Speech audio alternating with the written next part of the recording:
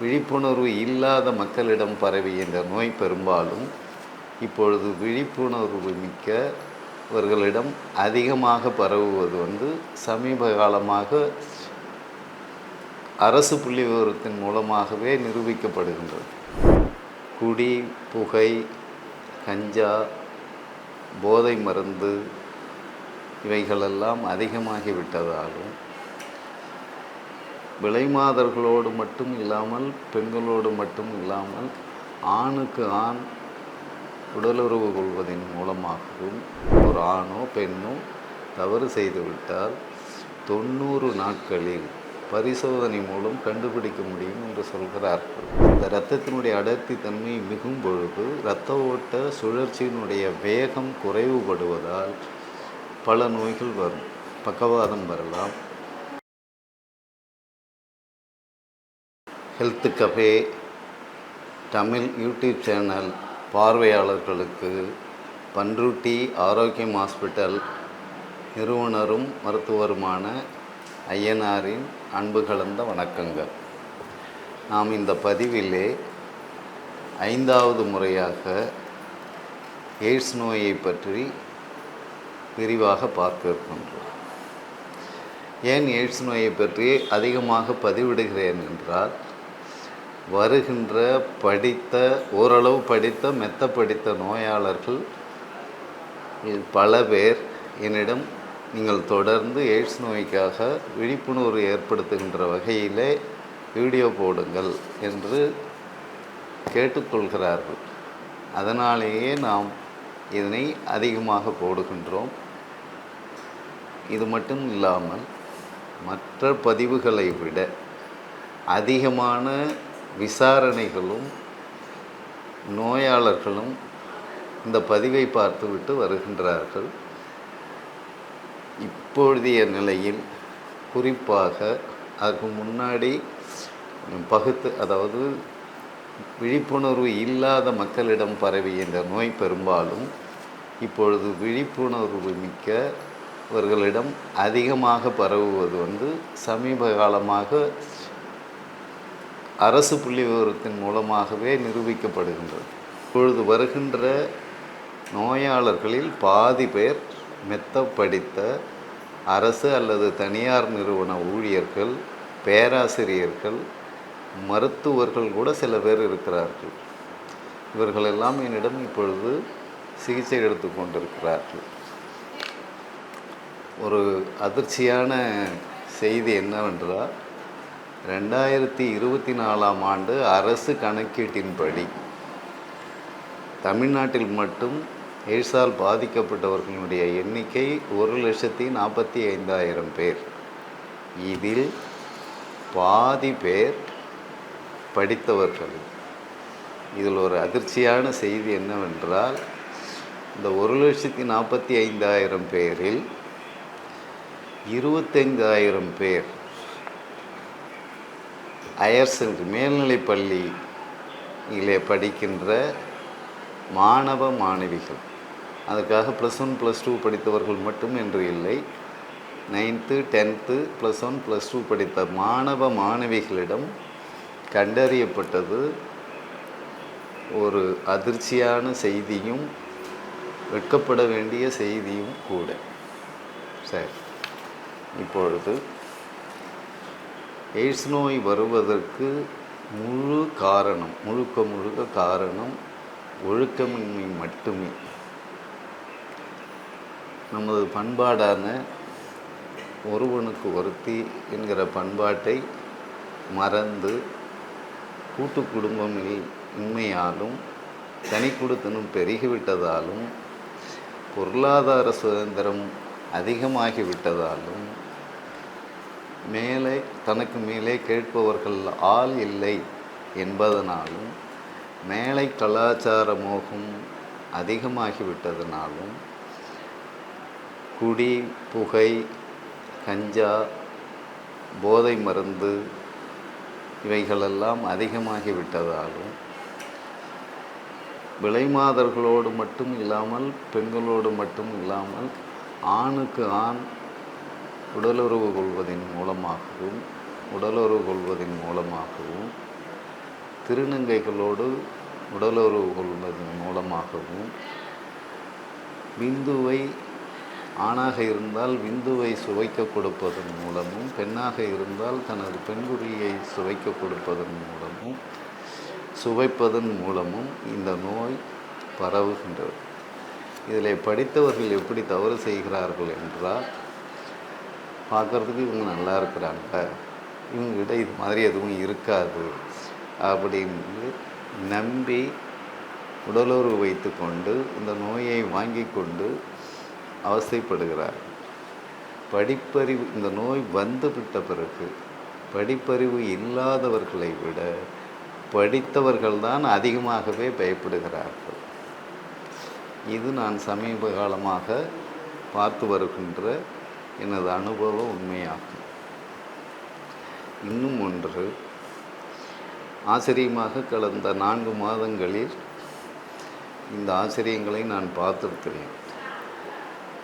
ட்ரைடா test, இங்கே வருபவர்களுக்கு tridot test CBC viral load எடுக்கின்றோம். ட்ரைடா டெஸ்டிலே நெகட்டிவ் காட்டுகிறது, வைரல் லோடு டெஸ்டிலே <30 நான் ரியாக்டிவ் என்று காட்டுகின்றது. சில பேருக்கு வைரல் லோடு நிலை கூடுதலாக இருக்கிறது, ரியாக்டிவ் என்று வருகிறது. ட்ரைடா டெஸ்டிலே நெகட்டிவ் என்று வருகிறது. இப்படி ஒரு முரண்பாடுகளை சமீப காலமாக நான் அனுபவத்தில் பார்த்து வருகிறேன். பொதுவாக ஒரு ஆண் தவறு செய்துவிட்டால், ஒரு ஆணோ பெண்ணோ தவறு செய்துவிட்டால் 90 நாட்களில் பரிசோதனை மூலம் கண்டுபிடிக்க முடியும் என்று சொல்கிறார்கள். 90 நாட்கள் கழித்த பிறகும், சில பேருக்கு ஓராண்டு 5 ஆண்டு கழித்த பிறகும் கூட இந்த சோதனைகளிலே கண்டுபிடிக்க முடியாமல் இருக்கின்றது.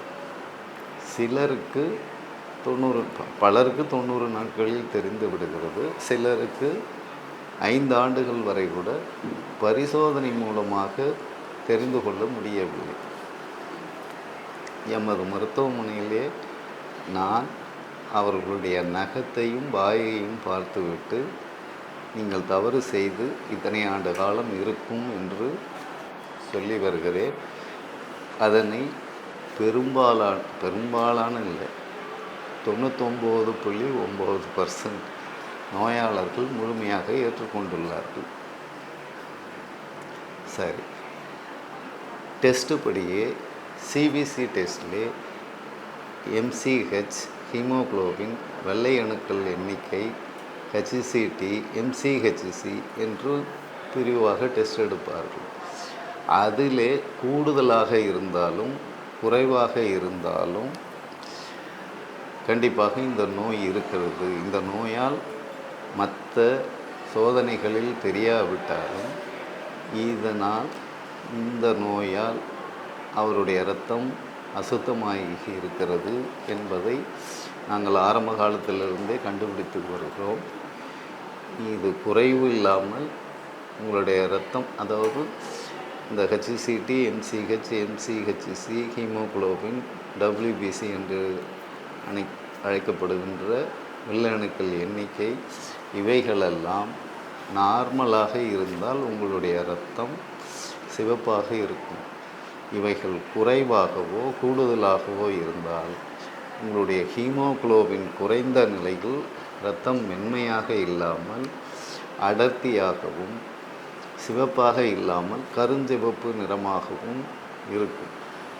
இந்த இரத்தத்தினுடைய அடர்த்தி தன்மை ஒரு அளவுக்கு மேல் போகும் பொழுது இந்த நோயால் உங்களுக்கு எந்த நோய் வேண்டுமானாலும் வரலாம். மூளையிலே இந்த இரத்தத்தினுடைய அடர்த்தி தன்மை மிகும் பொழுது இரத்த ஓட்ட சுழற்சியினுடைய வேகம் குறைவுபடுவதால் பல நோய்கள் வரும். பக்கவாதம் வரலாம். மூளைக்கு போகிற இரத்தம் குறைந்து விட்டால்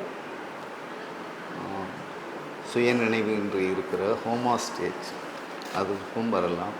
இல்லை, எந்த உறுப்பில் இரத்த ஓட்டம் குறைகிறதோ அந்தந்த உறுப்புகள் குறைந்து உங்களுக்கு அது சம்பந்தப்பட்ட வியாதிகள் வருவதற்கு நிரம்ப வாய்ப்புகள் இருக்கின்றது. சரி,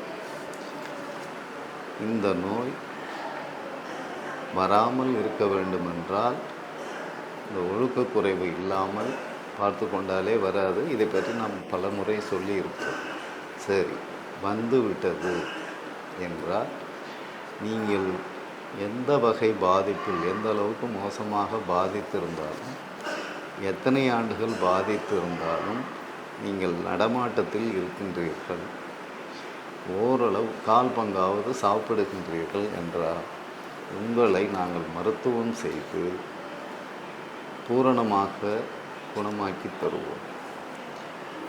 அது வைரல் லோடு டெஸ்ட்லேயே உங்களுக்கு அளவு காட்டும் பொழுது அந்த அளவினை நாங்கள் இறுதியாக <30 நான் ரியாக்டிவ் என்ற வகையிலே உங்களுக்கு எங்களால் மருத்துவம் செய்து கொடுக்க முடியும், கொடுத்து கொண்டு வருகிறோம். அதற்கு ஆதாரங்கள் எங்களிடம் நிரம்பவே இருக்கின்றன. சிபிசியில் நாங்கள் இப்படி இருந்தால் உங்கள் ரத்தம் சிவப்பாயிடும், கருஞ்சிவப்பாக இருக்காது, திக்காக இருக்காது அப்படி என்று ஆரம்ப சோதனையிலேயே நாங்கள் முதல் சோதனையிலேயே சொல்லிவிடுவோம். 2 மாதம் கழித்து அவர் அந்த டெஸ்ட்டை எடுக்கும்பொழுது அவங்களுடைய இரத்தத்தின் நிறத்தை நாங்கள் கவனிக்க சொல்லுவோம். 2 மாதம் கழித்து எடுக்கும் பொழுது அந்த கருஞ்சிவப்பு நிறத்தின் தன்மை குறைந்திருக்கிறது, அந்த அடர்த்தியின் தன்மையும் குறைந்திருக்கிறது. இது 2 மாதம் கழித்து சோதித்து பார்க்கும்பொழுது நடக்கின்ற விஷயம். ஆனால் முதல் மாதத்திலேயே எங்களிடம் மருந்து சாப்பிடுகின்ற நோயாளர்கள் உடம்பில் ஒரு நல்ல மாற்றத்தை அவர்களாகவே உணர்கிறார்கள். முதலில் அவர்கள் உணர்வது தான் சரியானதும் கூட. இந்த நோய் வந்தால் உடம்பு முழுக்கவும் ஒரு கருமை நிறம் படரும். எங்களிடம் மருந்து சாப்பிடுகிற முதல் மாதத்திலேயே முகத்தில் ஒரு தெளிவும், தோலில் ஒரு மினுமினுப்பும், அந்த கருமை நிறம் மாதிரி ஒரு க்ளோ கிடைக்க ஆரம்பிக்கும். 3 மாதத்தில் அவர்கள் பழைய நிலையில் இருந்த சருமத்தை, ஒரு பொலிவான ஒரு சருமத்தையும் சுறுசுறுப்பாக இருக்கின்ற ஒரு நிலையையும் அடைவார்கள். சரி, எய்ட்ஸ் நோய் வந்தால் ஜுரம் வரும், வயிற்றுப்போக்கு வரும். ஜுரத்துக்கு வைத்தியம் பண்ணால் நிற்காது, வயிற்றுப்போக்குக்கு வைத்தியம் பண்ணால் நிற்காது. சளி வந்து விடாமல் இருந்ததுன்னா அதுக்கு டெஸ்ட் எடுத்து பார்த்தா பலருக்கு இது மாதிரி எய்ட்ஸ் நோய் வருஷ கணக்கில் சளி வைத்தியம் பார்க்கும் சரியாகணும் இருக்க கூடிக்கொண்டே போகிறது என்றால் அவர்களுக்கெல்லாம் இந்த சோதனை செய்யும் பொழுது எய்ட்ஸ் இருப்பது தெரிய வருகிறது. நீங்கள் எந்த வகையில் பாதிக்கப்பட்டிருந்தாலும், குறிப்பாக விடாத ஜுரம், நிற்காத வயிற்றுப்போக்கு, இவைகளெல்லாம் எங்களிடம் வந்த முதல் வாரத்திலேயே உங்களுடைய ஜுரம் நின்று போய்விடும். வயிற்றுப்போக்கு முதல் வாரத்திலே நின்றுவிடும், இல்லைன்னா 2 வாரங்களில் கண்டிப்பாக நிறுத்தி விடுவோம். சரி, இப்பொழுது எய்ட்ஸ் நோயால் பாதிக்கப்பட்டவர்கள் அவமானம் கருதியோ, அக்கம் பக்கம் இருப்பவர்கள், ஊரில் இருப்பவர்கள் நாம் இந்த நோய்தான் என்று சொல்லிவிட்டால், இவர்களுக்கு தெரிந்துவிட்டால் நம்மை பார்க்கின்ற பார்வை சரியாக இருக்காது என்கிற எண்ணத்திலேயும், மருத்துவரிடம் நான் இப்படி தவறு செய்து விட்டேன் என்று சொல்லுவதற்கு கூச்சப்பட்டு கொண்டு என்ன அறிகுறி தெரிகிறதோ அதற்கு அவ்வப்பொழுது வைத்தியம் பார்த்து அதனை சரி செய்து கொள்கின்றார்கள். இந்த உண்மையை சொல்லாமல் வைத்தியம் பார்ப்பதால் உங்களுக்கு அவ்வப்போது ஏற்படுகின்ற அறிகுறிகள் இந்த சிகிச்சையால் மறைந்துவிடும் என்பது உண்மை. ஆனால் ஒரு 5 ஆண்டு காலம் கழித்தோ இல்லதற்கு கண்டிப்பாக 5 ஆண்டுகளில் இது எய்ட்ஸ் நோய் என்கிற ஆட்கொல்லி நோயிலிருந்து புற்றுநோய் என்கிற ஆட்கொல்லி நோயாக உருவெடுக்கிறது.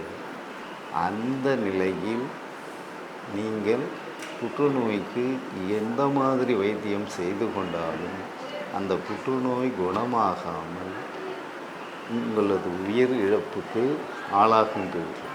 ஏனென்றால் புற்றுநோய்க்கு போய் நீங்கள் வைத்தியம் பார்த்தீங்கன்னா அவங்க புற்றுநோய்க்கு தான் பார்ப்பாங்க. நான் ஒருத்தவங்க மட்டும்தான் அவங்க வாயையும் நகத்தையும் பார்த்துட்டு உங்களுக்கு இந்த நோயால் தான் புற்றுநோய் வந்தது என்று கணிக்கின்றோம்.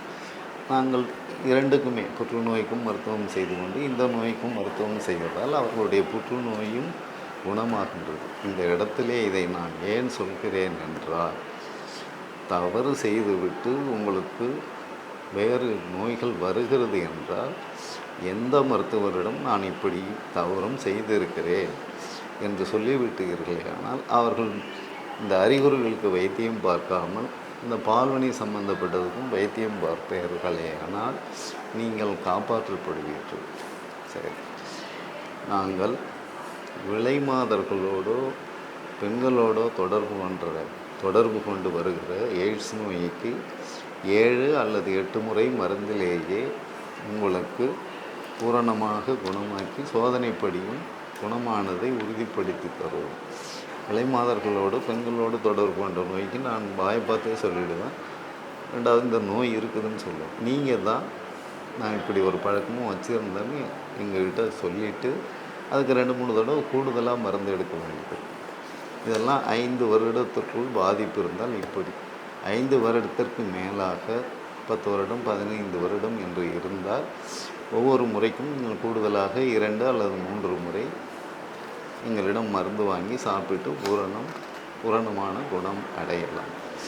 சரி, இந்த நோய் வந்த திருமணம் ஆகாதவர்கள் எங்களிடம் சிகிச்சை பெற்று நான் சொல்கிற மாதிரி சோதனையிலே உங்களுக்கு நான் ரியாக்டிவ் வந்த பிறகு ஓராண்டு காலம் கழித்து நீங்கள் தாராளமாக திருமணம் செய்து கொள்ளலாம். உங்களுடைய மனைவிக்கும் குழந்தைக்கும் உறுதியாக நெகட்டிவ் வரும். எனது அனுபவத்திலே இதை நாங்கள் பலருக்கு செய்து இருக்கிறோம். சரி, இப்பொழுது திருமணம் ஆனவர்களுக்கு வந்துவிட்டார்.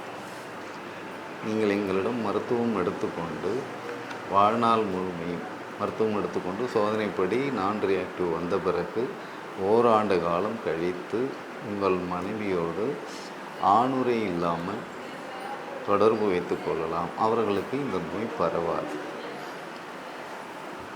இதற்கும் நாங்கள் எங்களிடம் மருத்துவம் பார்த்து பலர் மருத்துவம் பார்க்குற ஒவ்வொருவருமே எங்களிடம் யாருமே வைத்தியம் பார்த்து இந்த சிகிச்சை பலனளிக்கவில்லை என்று சொன்னவர்கள் யாரும் கிடையாது. யாரும் தராத உறுதிமொழியை இந்த நோய்க்காக நான் கொடுத்து கொண்டிருக்கிறேன். கடந்த 28 ஆண்டு காலமாக இதில் அதிருப்தியாக இருப்பவர்கள் யாரும் இல்லை. எங்களிடம் மருத்துவம் எடுத்துக்கொண்டு 60-70 வயசுக்கு மேல் இறந்தவர்கள் தான் உண்டு, அல்லது விபத்தால் இறந்தவர்கள் உண்டு, அல்லது வேறு மாதிரி பழக்க வழக்கங்களால் வேறு நோய்கள் புகைப்பிடிப்பதாலோ மது அருந்துவதாலோ இது போன்ற வேறு பழக்க வழக்கங்களால் வேறு நோய்கள் வந்து இறந்திருக்கிறார்கள். இந்த நோயால் எங்களிடம் சிகிச்சை பெற்று சிகிச்சை பலன் இல்லாமல் இருந்தவர்கள் இதுவரை ஒருவர் கூட இல்லை என்பதை நான் உறுதியாக சொல்கிறேன். இதையெல்லாம் நான் செய்வதும் இப்பொழுது எய்ட்ஸ் நோய்க்கு அவர்கள் சொல்கிற சயின்ஸ் மெத்தடு ஒன்று, அவங்க சொல்கிற சயின்ஸ் மெத்தடு அப்படியே தான் நான் வேறு ஒரு ரூபத்தில் டெஸ்ட் எடுத்து சொல்கிறேன். இதுவும் சயின்ஸு தான். இதை 1999 ஹெல்த் டைம் மாத இதழில் நான் குறிப்பிட்டு இருக்கிறேன். இந்த நோய் பற்றி உலக அளவிலே இருக்கிற சயின்டிஸ்டுகளுக்குள்ளே உள்ள முரண்பாடுகளையும் அதில் ஆதாரபூர்வமாக நான் எழுதியிருக்கிறேன். இந்த டெஸ்ட் எடுப்பதிலே நிறைய குளறுபடிகள் இப்பொழுது நானும் அனுபவமாக கண்டுபிடித்திருக்கிறேன். வைரல் லோடு ஒருவருக்கு 34.5 லட்சம் இருந்தது. அவருக்கு நான் ஓராண்டு காலம் நீங்கள் சிகிச்சை எடுத்துக்கொள்ள வேண்டும் என்று சொன்னேன். 8 மாதத்திலேயே வைரல் லோடு பார்க்க வேணாம்னு நான் சொன்னேன். அவர் என்கிட்ட வர்றதுக்கு முன்னாடியே பார்த்தாரு. 8 மாதம் கழித்து சார் வைரல் லோடு டெஸ்ட் எடுக்கணும் அப்படின்னாரு. வைரல் லோடு டெஸ்ட் எடுத்தால் 34.5 லட்சத்துலேருந்து 4.5 லட்சமும் அது குறைஞ்சிருந்தது. பட் இதில் என்ன ஒரு முரண்பாடுன்னா, 34 லட்சம் இருக்கும் பொழுது அவருக்கு CD4 850 இருந்தது.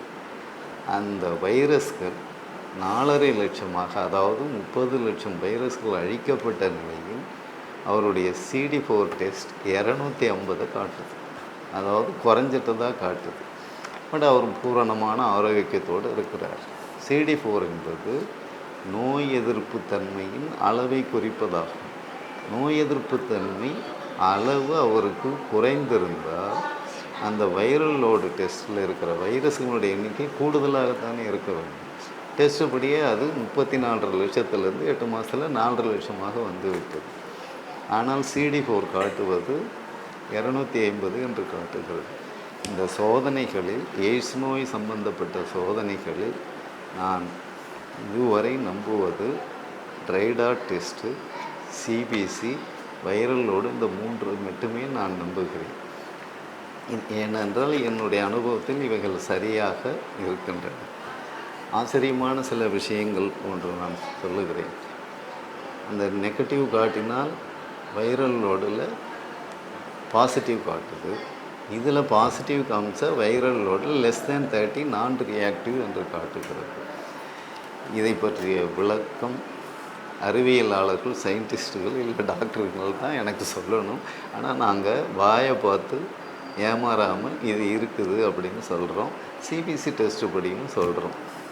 எனவே இந்த நோயால் பாதிக்கப்பட்டவர்கள் நம்பிக்கையோடு எங்களிடம் வந்து சிகிச்சை பெற்று இந்த நோயிலிருந்து பூரணமாக விடுதலையாகி நிம்மதியான, சந்தோஷமான, ஆரோக்கியமான வாழ்க்கையை நீங்கள் வாழ்ந்து நீண்ட ஆயுளோடு, உரிய நீண்ட ஆயுளோடு இருப்பீர்கள் என்று உறுதி கூறுகிறேன். வருவதற்கு முன்பாக திங்கட்கிழமையிலிருந்து சனிக்கிழமை வரை காலை 10:30 மணியிலிருந்து மாலை 6:30 மணிக்குள் எனது அலைபேசியிலே தொடர்பு கொண்டு முன் அனுமதி பெற்று அப்பாயின்மெண்ட் வாங்கிவிட்டு அடுத்த நாள் வாருங்கள். ஞாயிற்றுக்கிழமை விடுமுறையாகும். நன்றி, வணக்கம். இந்த வீடியோ உங்களுக்கு பிடிச்சிருந்தா லைக் பண்ணுங்க, ஷேர் பண்ணுங்க, கமெண்ட் பண்ணுங்க. மறக்காம ஹெல்த் கஃபே தமிழ் சேனலை சப்ஸ்கிரைப் பண்ணிட்டு பெல் பட்டனை கிளிக் பண்ணிடுங்க.